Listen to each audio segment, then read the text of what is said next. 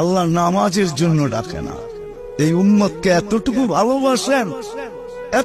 ভালোবাসেন যে আল্লাহ কথা বলার জন্য ডাকেন, নামাজের জন্য ডাকেন না।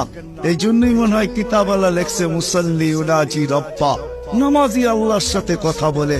রাত্রটা যখন পার হয়ে যায়, সুবে সাদেক যখন হয়ে যায়, তো আল্লাহ চিৎকার দিয়ে মনে হয় বলতে থাকেন, রাতটা পার হয়ে গেল, তোর সাথে কথা হইল না, জলদি একটু উঠ না, একটু আয় না, তোর সাথে একটু কথা বলি না। আবার যখন সকালেরটা ফজরেরটা শেষ হয়ে যায়, আবার দুপুর আসে, তখন যেন আল্লাহ বলতে থাকে, সেই সকালে কথা হইল, এখন তো দুপুর হয়ে গেল, তোর সাথে কথা হয় না, একটু আয় না, দুপুরে একটু কথা বলি না। দুপুর যখন গণায় আসর বিকাল হয়, তা আল্লাহ আবার ডাকে, সেই দুপুরে কথা হইল, এখন তো বিকাল হয়ে গেল, আয় না, তোর সাথে একটু কথা বলি না।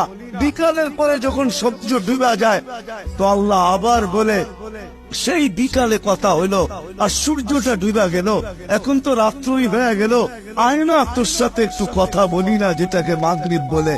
আপনি বলবেন এশারের সময় কেন কথা বলে? আমার মন বলে এশারের সময় মনে হয় এই জন্য কথা বলেন যে একটু পরেই তো ঘুমায়া যাবি, কাল সকালে উঠাইলে তো উঠবি, যদি না উঠাই তো আর কোনোদিন উঠা হবে না, চিরদিনের জন্য নিদ্রা হয়ে যাবে, তোর সাথে আমার কথাও হবে না, একটু পরে তুই ঘুমায়া যাবি, আয়না শেষমেশ তোর আর আমার একটু কথা হইয়া ঘুমা। আমার তো মনে হয় আল্লাহ কথা বলার জন্য ডাকে, নামাজের জন্য ডাকে না।